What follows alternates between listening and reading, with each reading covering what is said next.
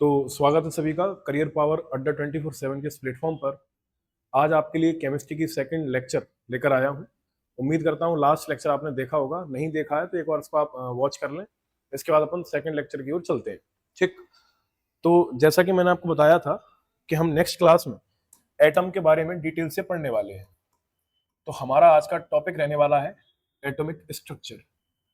Atomic structure और atomic structure इसको अपन detail से पढ़ेंगे, क्योंकि हमारे एग्जाम पॉइंट ऑफ व्यू से ये टॉपिक थोड़ा खास हो जाता है।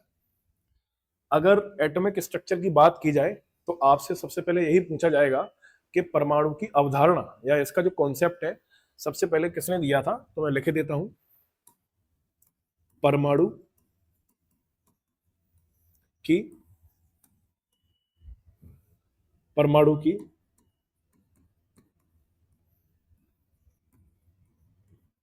सर्वप्रथम अवधारणा। सर्वप्रथम अवधारणा आपसे पूछी जाएगी किसने दी थी, यानी कि first concept of atomic structure was proposed by, तो याद रखना है महर्षि कणाद। क्या कहा मैंने? महर्षि कणाद, इनके द्वारा इसको प्रपोज किया गया। ठीक, लेकिन आपसे पूछेंगे ग्लोबली या दूसरी बार इस एटॉमिक स्ट्रक्चर को प्रस्तुत करने वाले कौन थे। तो एटॉमिक स्ट्रक्चर जो है इसको वेल डिफाइंड तरीके से कोई और नहीं, 1803 में हम सबने इनका नाम सुन के रखा है, जॉन डॉल्टन। जॉन डॉल्टन के द्वारा एटॉमिक स्ट्रक्चर को पेश किया गया। असल में इन्होंने जो सिद्धांत दिया था अपना इसको एटॉमिक थ्योरी बोलते हैं। इन्होंने क्या प्रपोज किया? इन्होंने प्रपोज की एटॉमिक थ्योरी। एटॉमिक थ्योरी और एटॉमिक थ्योरी यानी कि परमाणुवाद। परमाणुवाद में इन्होंने कई बातें कही, कुछ मैं आपके सामने लिखता हूं। हमने छोटी कक्षाओं में बहुत पढ़ा है कि परमाणु पदार्थ का सबसे छोटा कण है ना, smallest particle of the substance, सूक्ष्मतम कण है। यही बात डॉल्टन बोले थे। और साथ साथ में डॉल्टन ने यह भी कहा था कि परमाणु अविभाज्य है, यानी कि अनडिविजिबल है, उसको हम फर्दर छोटे छोटे पार्ट्स में डिवाइड नहीं कर सकते। जैसे एक सिंपल सा एग्जांपल है, जैसे एक लड्डू है बूंदी का, तो कोई लड्डू बूंदी से मिलकर बना होगा, बूंदी बेसन से बनी होगी और बेसन के अंदर छोटे छोटे एटम्स होंगे। इस एटम से कोई छोटी यूनिट नहीं हो सकती है, ऐसा कहना था डॉल्टन का। तो लिखते हैं अपन इनकी थ्योरी को। इनका जो पहला पॉइंट था वो इनका कहना था कि एटम जो है वो smallest part of the substance, smallest part of the, या पार्टिकल कह लें अपन, पार्टिकल ऑफ द सब्सटेंस है, यानी पदार्थ का सबसे छोटा कण है वो, है ना। सबसे छोटा क्या है? कण है पदार्थ का। और साथ साथ में इन्होंने दूसरा ये कहा कि जो एटम है, एटम इज अनडिविजिबल, यानी कि परमाणु अविभाज्य है ना, इसको छोटे छोटे पार्ट्स में अपन तोड़ नहीं सकते, ऐसा कहने वाले थे जॉन डॉल्टन। ठीक है, इनकी बात को इनिशियली एक्सेप्ट कर लिया गया कि ठीक ही बोल रहे होंगे, क्योंकि परमाणु के बारे में उस समय जानकारी देना अपने आप में एक बहुत चैलेंजिंग काम था। तो भाई डॉल्टन साहब ने कुछ तो किया, लेकिन बेचारे आगे चल के इनकी एटॉमिक थ्योरी में कई लिमिट लग गई। वो लिमिट क्या थी अपन उन पर चर्चा करने वाले हैं।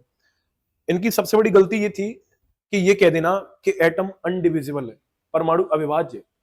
दरअसल में आपको खुद पता होगा कि परमाणु को तोड़ के अपन ने इतने छोटे छोटे पार्टिकल्स पता कर लिए हैं, जैसे इलेक्ट्रॉन, प्रोटॉन, बेसोन, मेसोन, है ना। गॉड पार्टिकल सुना होगा आपने, क्वार्क सुना होगा आपने, है ना, पॉजिट्रॉन, न्यूट्रॉन, एंटी न्यूट्रॉन। तो कई टाइप के सब पार्टिकल्स होते हैं उसके अंदर, है ना। एन नंबर्स ऑफ है। आपने इलेक्ट्रॉन, प्रोटॉन, न्यूट्रॉन तो कम से कम सुन के ही रखे होंगे। एक्स्ट्रा आपको बताता हूं, जैसे मेसोन है, बेसोन है, हिग्स बेसोन है, गॉड पार्टिकल्स है, क्वार्क। आज की डेट में सबसे छोटा अगर कोई पार्टिकल है ना तो क्वार्क, और ऐसा बोला जाता है सारी चीजें गॉड पार्टिकल से बनी हुई है। तो इसके बाद अपन आगे चलते हैं पहला इतना आप पेन डाउन करेंगे या इसका आप स्क्रीनशॉट लेंगे, ठीक है। एक छोटी सी आपको ट्रिक के माध्यम से समझाता हूं, आप इसको सुनना ध्यान से। देखो मैं सारी चीजों को डिटेल से बताऊंगा। मैंने एक छोटी सी ट्रिक लिखी है, ईंट पर नाच, ईंट पर नाच। तो इस ट्रिक को अपन क्या समझे, इसमें मैं क्या बताने की कोशिश कर रहा हूं आपको, वो समझते हैं अपन। देखना ध्यान से, ईंट पर नाच। हिंदी इंग्लिश वाले बच्चे दोनों इसको अच्छे समझ सकते हैं। ईंट का मतलब हो गया यहां इलेक्ट्रॉन, क्या मतलब हो गया, इलेक्ट्रॉन। पा का मतलब हो गया प्रोटॉन, और ना का मतलब हो गया न्यूट्रॉन। तो अगर आपसे कोई पूछे इलेक्ट्रॉन की डिस्कवरी किसने की है, तो सिंपल सा आपका आंसर हो जाएगा, टी लिखा है तो टी से थॉमसन, क्या है, थॉमसन, जे थॉमसन। प्रोटॉन की डिस्कवरी किसने की है, तो अर्नेस्ट रदरफोर्ड, या सिंपली आप रदरफोर्ड भी याद रख सकते हैं। और पूछा जाए न्यूट्रॉन की डिस्कवरी किसने की है, तो सिंपली आप बोल सकते हैं जेम्स चैडविक, है ना। तो एक ट्रिक है जिसके माध्यम से आप इसको याद रख सकते हैं, मैंने आपको बता दी है, ऐसा कोई इश्यू नहीं है, आप डायरेक्ट इसको याद रख सकते हैं आप चाहें तो, ठीक है। तो इसको आप चाहें तो याद रख सकते हैं इस तरीके से, तो थोड़ा आसान हो जाएगा आपको याद। बकाया हम आपको बताने ही वाले हैं। इलेक्ट्रॉन के बारे में चर्चा करें थोड़ी सी। इलेक्ट्रॉन, है ना, इलेक्ट्रॉन, इलेक्ट्रॉन। अब समय आ चुका है बहुत आगे का। 1803 में डाल्टन साहब ने अपनी एटॉमिक थ्योरी दे दी। 1897 में एक साइंटिस्ट आ गया खतरनाक सा, जे थॉमसन, जे थॉमसन, है ना। इसको थोड़ा मैं आपको इंटरेस्टिंग वे में बताता हूं। डाल्टन साहब ने खोज कर ली परमाणु होता है। उस समय आपका दौर देखो कैसा दौर चल रहा है। डाल्टन साहब ने खोज कर ली परमाणु की, जे थॉमसन साहब आए, उन्होंने क्या किया, उन्होंने सोचा मैं भी देखता हूं परमाणु में कुछ मिल जाए अंदर, शायद मेरा भी नाम हो जाए। तो सीक्वेंस देखो साइंटिस्टों का, पहले आ गए डाल्टन साहब, फिर आ गए जे थॉमसन। जे थॉमसन ने परमाणु को अंदर बिल्कुल कह सकते हैं ना, जैसे अपन कोई चीज ढूंढते हैं अंदर हाथ डाल के कि कुछ मिल जाए, तो ठीक ऐसे ही इन्होंने परमाणु के अंदर जब रिसर्च की तो इनको एक नया पार्टिकल मिल गया, इलेक्ट्रॉन। अब कई साइंटिस्ट परेशान कि भैया डाल्टन भी नाम ले गए अपना, जे थॉमसन भी ले गए, अब हम क्या करें। तो नए साइंटिस्ट आ गए, रदरफोर्ड। रदरफोर्ड ने बोला कि मैं भी कुछ करता हूं। रदरफोर्ड ने भाई खोज निकाल लिया न्यूक्लियस। क्या निकाल लिया, न्यूक्लियस। तो अगले साइंटिस्ट आ गए रदरफोर्ड। अभी सारी चीजों को मैं आपको डिटेल से लिखाऊंगा, ये तो आपको बता रहा हूं कि दौर कैसा चला। रदरफोर्ड ने पता कर लिया न्यूक्लियस के बारे में। अब रदरफोर्ड ये कह रहे हैं कि भाई जो न्यूक्लियस है वो पॉजिटिवली चार्ज्ड है, यानी कि वो धनावेशित है। और इनसे पूछा जा रहा है कि ऐसा क्यों है, वो धनावेशित क्यों है। तो ये शांत हो गए, इन्होंने कहा इसके अंदर कुछ तो है, वो कुछ बता नहीं पाए। अब साइंटिस्टों की दुनिया में फिर से एक कहर मचा हुआ है कि कुछ अटकी हुई है बात, एक काम करते हैं एटम पे और रिसर्च करते हैं। तो नया साइंटिस्ट आ गया खतरनाक सा, इसका नाम था गोल्डस्टीन। क्या नाम था, गोल्डस्टीन। ये कह रहा है कि साहब ये धनावेशित कण कुछ और नहीं, ये तो प्रोटॉन है। ये क्या है, प्रोटॉन। यानी भाई साहब ने उस प्रोटॉन का नाम दे दिया। अब प्रोटॉन के खोजकर्ता बोले हैं तो रदरफोर्ड है, लेकिन प्रोटॉन का नाम किसने दिया, तो गोल्डस्टीन है। अभी तक बात थमी नहीं। अब ये सब परेशान थे कि इलेक्ट्रॉन इसके अंदर है कैसे, अरेंजमेंट कैसा है इन इलेक्ट्रॉन्स का। तो एक साइंटिस्ट आ गया, इसका नाम था नील्स बोर। वो कह रहा है कि इसके अंदर इलेक्ट्रॉन ऐसे भरे हुए हैं कि उसके चारों चक्कर लगाते हैं, न्यूक्लियस के चारों ओर। उसने एक फॉर्मूला दे दिया 2n², आपने पढ़ा होगा, 9th-10th लेवल की बात है ये तो, बहुत छोटी छोटी। 2n² का फॉर्मूला दे दिया। और पता है आपको, जेम्स चैडविक साहब आए, उन्होंने न्यूट्रॉन की खोज कर ली। किसकी खोज कर ली, न्यूट्रॉन की खोज। और लगातार ये खोजें बढ़ती रही, है ना।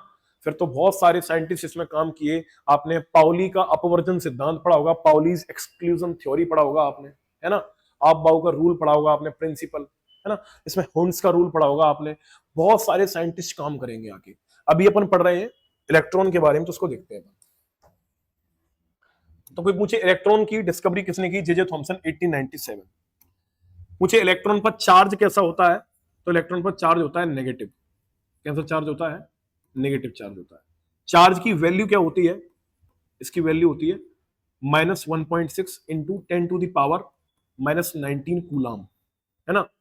पूछा जाए इसका मास कितना होता है, इसका मास होता है 9.1 इंटू 10⁻⁻31 kg।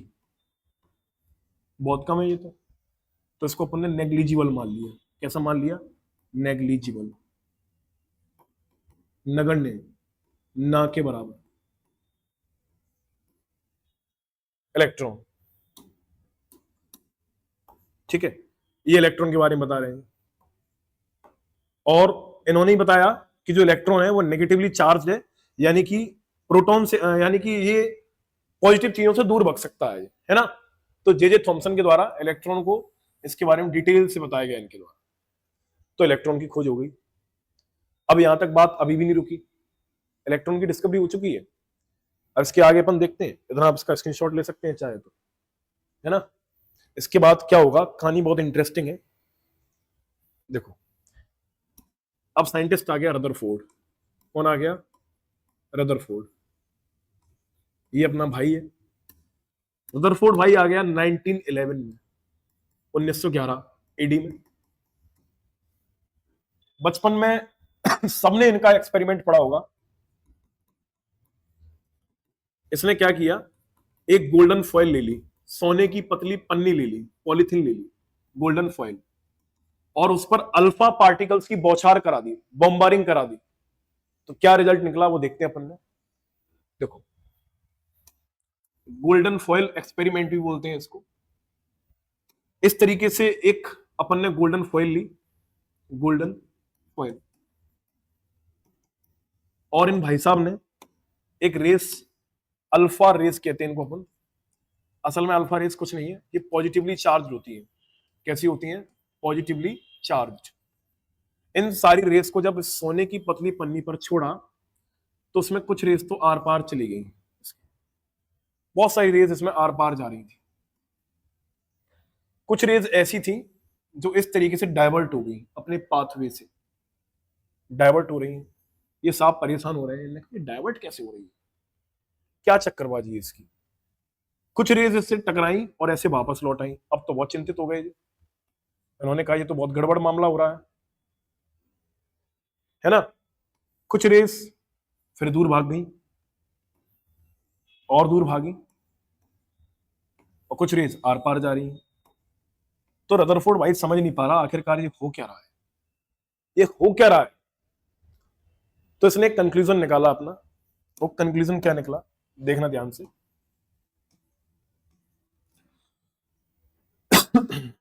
कंक्लूजन क्या निकला,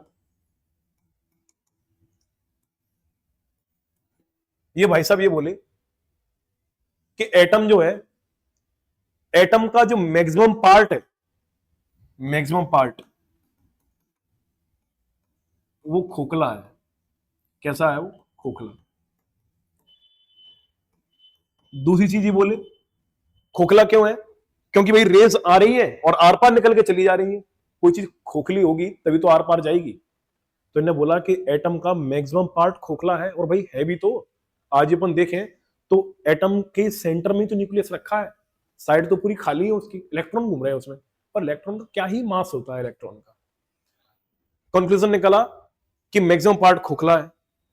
दूसरी बात ये बोले कि एटम के सेंटर में, एटम के सेंटर में कोई वेटफुल चीज रखी हुई है, वेटफुल रखा है। बस ये बोले ये वेटफुल कुछ नहीं है, ये न्यूक्लियस है। क्या है? न्यूक्लियस। इन्होंने ये बात बता दी, न्यूक्लियस। फिर इन्हें थोड़ा इस पर चिंता की तो इन्हें पता चला कि भाई अल्फा रेस तो पॉजिटिवली चार्ज है, ये आर पार चली गई, बीच में ऐसा क्या हुआ कि रेज लौट आई। तो उन्हें निष्कर्ष निकाला कि जब प्लस तभी दूर भाग सकता है जब सामने वाली चीज प्लस होगी। हमने बचपन में पढ़े हैं कि समान आवेशों के बीच में प्रतिकर्षण होता है, रिपल्सन बिटवीन सेम चार्जेस। जो सेम चार्ज होते हैं उसमें रिपल्सन होता है, और जो अलग अलग चार्जेस होते हैं उनमें क्या होता है? अट्रैक्शन होता है। तो उनको ये बात पता चल गई कि सेंटर में कुछ नहीं है भाई, यहां प्लस रखा हुआ है। इस प्लस के चक्कर में ही ये वाली रेज लौट कर आ गई वापस। यानी इनसे पूछा गया कि न्यूक्लियस है कैसा, तो इन्होंने जवाब दे दिया, बड़ा प्यारा सा जवाब दिया। और यहां जो मान के चलो क्रांति सी आ गई, ये बोले कि न्यूक्लियस तो भाई पॉजिटिवली चार्ज्ड है। कैसा है? पॉजिटिवली चार्ज्ड है ना। ऐसा बोल दिया। ठीक रहा रदरफोर्ड का एक्सपेरिमेंट, लेकिन क्या ही कहा जाए, इनके एक्सपेरिमेंट में कुछ कमियां निकल आई। वो कमियां क्या थी, उन पर अपन चर्चा करते हैं। पहले अपन इसका स्क्रीनशॉट लेते हैं, ठीक है? इसका अपन स्क्रीनशॉट लेते हैं फटाफट से।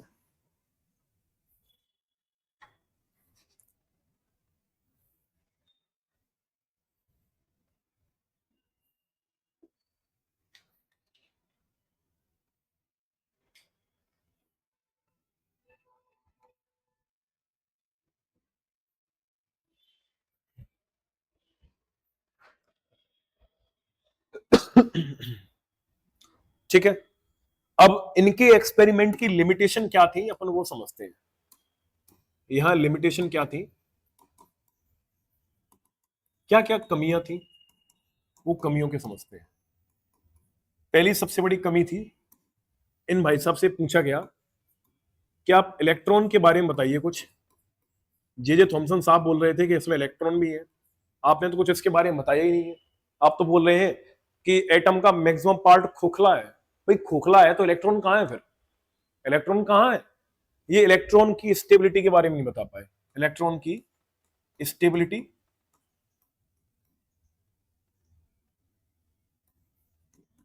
स्टेबिलिटी एंड और उसकी पोजीशन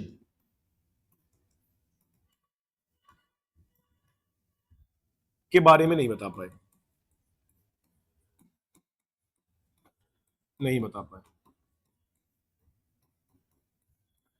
दूसरा, क्या गड़बड़ हो गई, इनसे पूछा गया कि जो न्यूक्लियस है वो पॉजिटिवली चार्ज क्यों है? न्यूक्लियस पॉजिटिवली चार्ज्ड क्यों है? क्यों? ये उसका जवाब भी नहीं दे पाए। अब होता क्या है भाई, कोई तो जवाब देगा। तो 1911 में एक भाई और आ गया, इसका नाम था गोल्डस्टीन। क्या नाम था? गोल्डस्टीन। ये कह रहा मैं बताऊंगा सारी बातें। और इस भाई ने पता क्या किया, गोल्डस्टीन ने, इसने भी एक एक्सपेरिमेंट किया और इसने डिस्कवरी कर ली। यानी कि इसने बता दिया किसके बारे में? प्रोटॉन के बारे में। प्रोटॉन के बारे में इसने बोला कि न्यूक्लियस के अंदर कुछ नहीं है पॉजिटिवली चार्ज, जो है वो प्रोटॉन है। उन्हीं को क्या बोला जाएगा? प्रोटॉन बोला जाएगा। इसने बोला कि ऐसे ये न्यूक्लियस है और इस न्यूक्लियस के अंदर इस तरीके से इसमें प्लस प्लस बैठे हुए हैं, प्लस बैठे हुए हैं। इन प्लस को ही प्रोटॉन बोला जाएगा। ये क्या है? प्रोटॉन है। और इनसे पूछा गया कि भैया इन पे चार्ज कैसा होता है? चार्ज, तो ये बोले इस पे चार्ज पॉजिटिव होता है। कैसा होता है? पॉजिटिव चार्ज होता है। इसकी वैल्यू कितनी होती है चार्ज की? तो ये बोले +1.6 इंटू 10⁻। देखो पूरा सेम है, कोई अंतर नहीं है। बस यहाँ ये माइनस लगाना होता है शुरू में, और यहाँ क्या लगाना होता है? यहाँ प्लस लगाना होता है। कोई अंतर नहीं। -19 कूलम। और साथ साथ में आपसे ये भी पूछेंगे कि इसका मास कितना होता है? मास, तो मास इसका होता है 1.6 इंटू 10⁻⁻27 kg। ये प्रोटॉन का मास होता है। यहां डिस्कवरी हो चुकी है प्रोटॉन की। ठीक है, इसका आप नोट डाउन करें या स्क्रीनशॉट ले लें।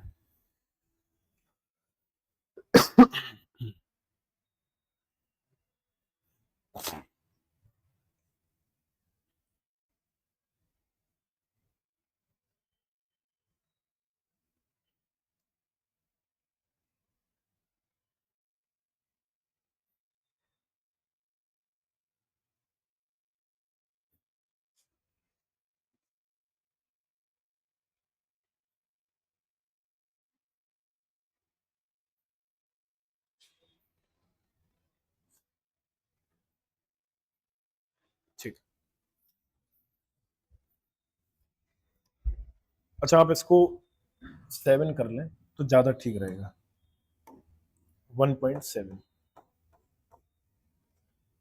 ठीक है, चलो यहां तक हो गया, अपन आगे चलते हैं।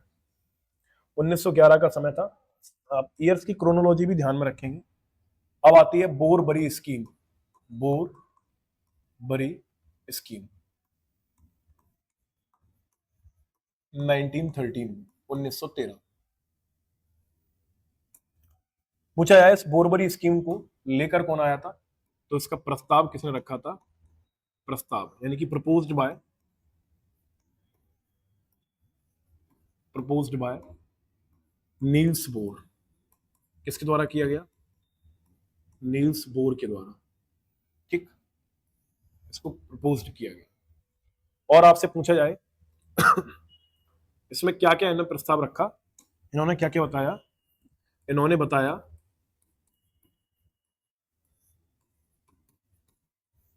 कि परमाणु यानी कि एटम के अंदर इलेक्ट्रॉन चक्कर लगाते हैं, चक्कर लगाते हैं। इन्होंने यही बताया कि इलेक्ट्रॉन चक्कर लगाते हुए एनर्जी लॉस नहीं करते। जे जे थॉमसन ने इलेक्ट्रॉन की खोज तो करी थी, लेकिन जे जे थॉमसन इलेक्ट्रॉन की पोजीशन नहीं बता पाए। ठीक है, लगाते हुए एनर्जी का लॉस नहीं होता। प्लम पुडिंग मॉडल और दे दिया उन्होंने, नहीं होता। यही भाई साहब बताए कि इलेक्ट्रॉन के चक्कर लगाने का कारण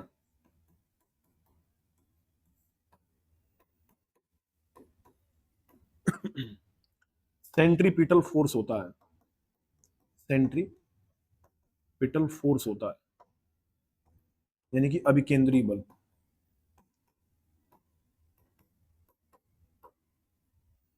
अभिकेंद्रीय बल होता है। ठीक है,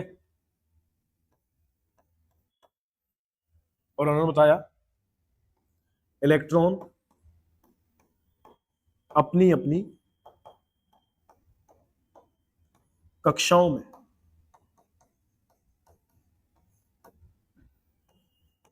व्यवस्थित होते हैं, व्यवस्थित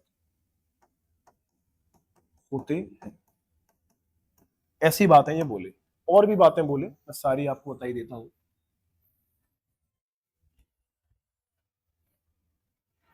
और क्या क्या बोले ये, और ये भी बोलते हैं कि जो इलेक्ट्रॉन है, जो कक्षाएं होती हैं, इनने कक्षाओं के नाम दिए, यानी कि जो ऑर्बिट्स होती हैं, ऑर्बिट्स के नाम दिए। नाम क्या दिए? के, एल, एम, एन और इसी तरीके सो ऑन। कक्षाओं में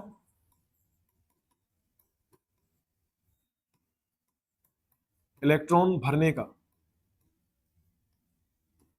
फॉर्मूला दिया। फॉर्मूला क्या दिया?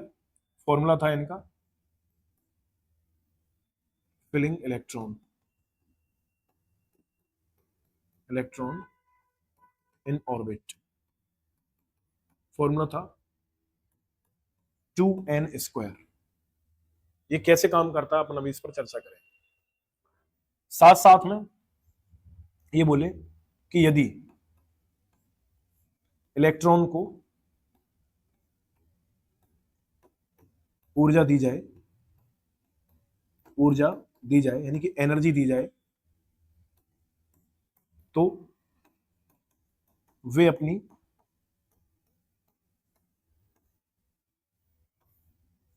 ऑर्बिट छोड़कर, ऑर्बिट छोड़कर उच्च कक्षाओं में चले जाते हैं। उच्च कक्षाओं में, हाई ऑर्बिट में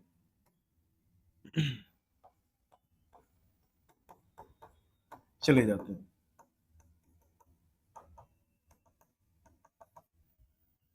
और एनर्जी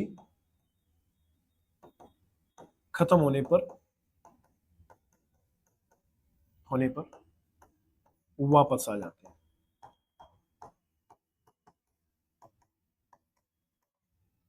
ये सारी बातें बोले कौन? नील्स बोर साहब। इन बातों का आप स्क्रीनशॉट लेकर लिख लेंगे या वीडियो पॉज करके इसको आप लिख लेंगे।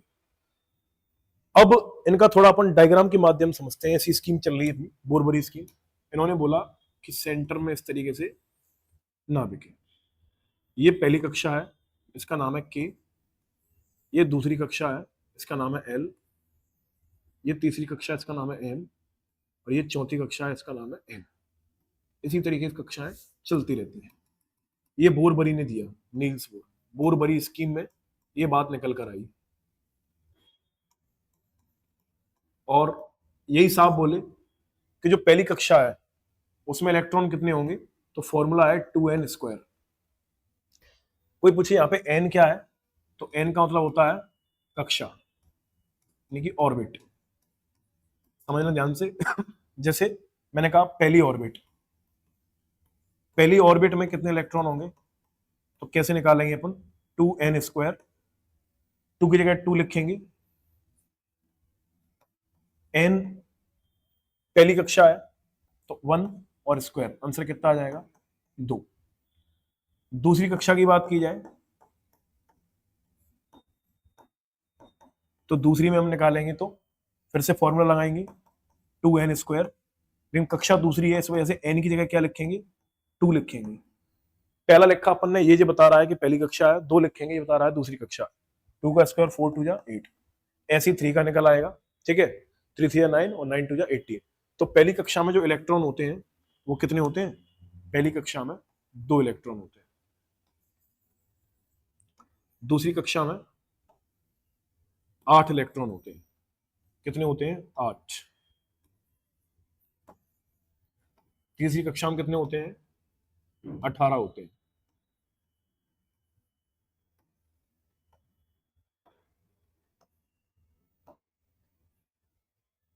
अठारह होते हैं। ठीक है, 1 2 3 4 5 6 7 8 9 10 11 12 13 14 15 16 17 और 18। ठीक है, तो तीसरी कक्षा में कितने हो गए? 18 हो गए। चौथी में कितने हो जाएंगे? 4 चौके 16, 16 दूनी 32, 32 इलेक्ट्रॉन हो जाएंगे चौथे फोर्थ। इसी तरीके से आगे बढ़ते रहते हैं अपन। ये जो बात बोली थी। अब ये भाई साहब ये भी बोल रहे हैं कि जैसे मान लिया अपन ने, इनमें ये बात लिखी है ना, ध्यान से देखना,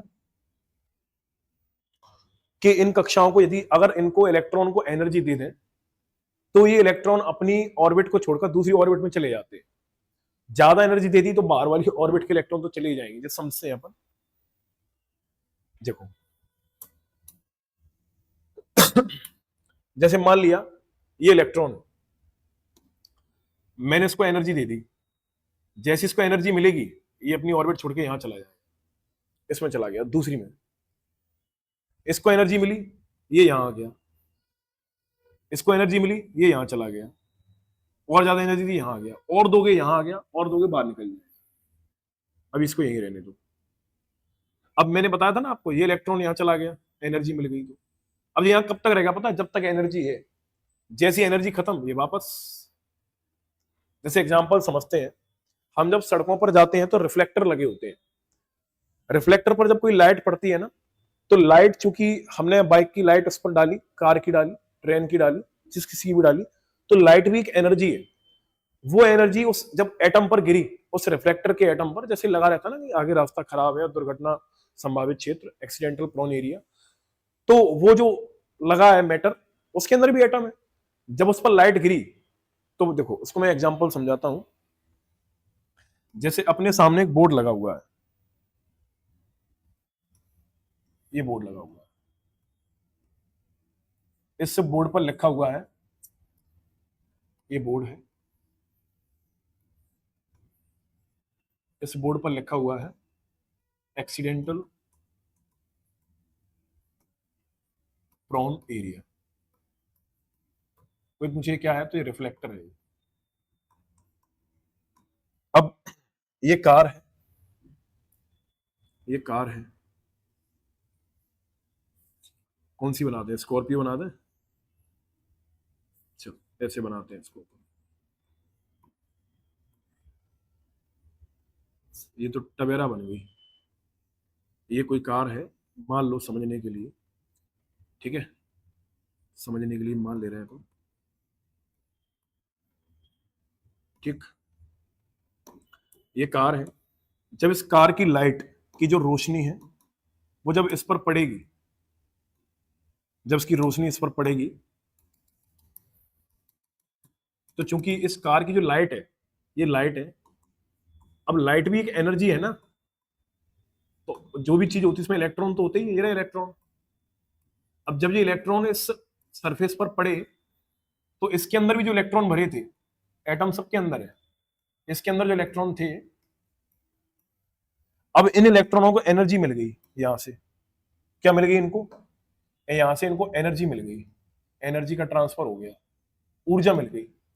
जैसी एनर्जी मिली, ये सारे इलेक्ट्रॉन अपनी हाई क्लास में चले गए, हाई क्लास में ऊपर चले गए, सब हाई क्लास में। जैसे हाई क्लास में गए तो कुछ ना कुछ ये रिएक्शन करेंगे, जैसी रिएक्शन करेंगे हो सकता है बदले में हमें लाइट दें, तो ये चमक जाएगा, ये चमक जाएगा। और जैसे ही हमने कार यहां से हटा ली, एनर्जी खत्म, वापस से वही कंडीशन हो गई जैसे रिफ्लेक्टर पहले लगा था, आपकी लाइट पड़ी चमकने लगेगा। हीटर ले लो, रॉड ले लो, मोबाइल चार्जिंग देख दो। मोबाइल क्या करते हैं आप? चार्ज करते हैं, इलेक्ट्रॉन हाई क्लास में चले गए सारे के सारे, जैसे आपकी यूज करते रहे एनर्जी खत्म, वापस डिस हो गया, है ना। हीटर देख लो, लाइट दे रहे हैं, उसकी जो स्प्रिंग है नाइक्रोम की, वो गर्म हो रही है, हमें बदले में एनर्जी दे रही है, लाइट खत्म, धीरे करके इलेक्ट्रॉन वापस अपनी कक्षा में, फिर से एनर्जी मिल गई, फिर से चले गए। ऐसे समझ लो जैसे एक बच्चा है 10th क्लास का, मैंने उसको 2-4 चैप्टर पढ़ा दिए, एनर्जी आ गई, वो 12th क्लास में चला जाएगा। जैसे 12th क्लास में गया, अब जो भी चैप्टर का ज्ञान था उसने जब बता दिया, तो उसकी एनर्जी खत्म। अब कितनी देर तक टिकेगा 12th क्लास में? वापस कहाँ गया? अपनी 10th क्लास में, है ना। ये सारी चीज होती है। और कोई पूछे जो इलेक्ट्रॉन है, ये इसके अंदर घूम रहे हैं, रोटेशन कर रहे हैं, इसके अंदर घूम रहे हैं, रिवॉल्यूशन कर रहे हैं। और इलेक्ट्रॉन का जो घूमने का तरीका है वो कैसा है? सर्कुलर है। कैसा है वो? सर्कुलर है, ठीक है, अपनी जगह घूमते रहते हैं। और किसके चारों घूम रहे हैं? प्रोटॉन के चारों। ये भाई रखा है सेंटर में, ये प्रोटॉन है, इसके चारों घूम रहे हैं। अब वही है ना, दुनिया की हर चीज जो मजबूत चीज है वो सेंटर में रख के कमजोर चीजों को अपने चारों ओर घुमाती है। दुनिया की हर मजबूत चीज सेंटर में अपने आप को रखकर घुमाती है। कहीं भी उठा के देख लो आप, हम जब मंदिर जाते हैं तो भगवान को साक्षी मानकर, सेंटर में मानकर, हम भक्त हैं, हम कमजोर हैं, उन्हीं के आश्रय में रहते हैं, तो हम उनको केंद्र बिंदु मानकर उनके चारों ओर घूमते हैं। पृथ्वी सूर्य को अपना केंद्र बिंदु मानकर उसके चारों ओर घूमती है। और तो और लड़के टीनेज में किसी को केंद्र बिंदु मानकर उसके चारों ओर साइकिल दौड़ाते हैं, और तब तक दौड़ाते हैं जब तक उनके अंदर एनर्जी है। जैसी एनर्जी खत्म, अपनी वापस कक्षाओं में वापस आ जाते हैं। सीधी सी बात, ठीक है। तो बस ठीक इनके साथ ऐसा ही होता है। अगले किरदार में आपके साथ क्या होने वाला है, मैं आपको बताऊंगा कि इलेक्ट्रॉन्स को फिलिंग कैसे होती है, साथ साथ में आइसोटॉप्स क्या होते हैं, आइसोबार्स क्या होते हैं, आइसोन्यूट्रॉन्स क्या होते हैं, है ना। इन सारी चीजों पर अपन चर्चा करेंगे। और अपन इलेक्ट्रॉन को भरने के लिए इलेक्ट्रॉनिक कॉन्फ़िगरेशन है, वो सारी सारी चीजें देखने वाले हैं, ठीक है। तो इसी के साथ हम अपनी क्लास को समाप्त करते हैं। तो हर बार की तरह nice to meet you, nice meeting you. और दिन में देख रहे हैं तो हैव अ गुड डे, और रात में देख रहे हैं तो have a good night, okay.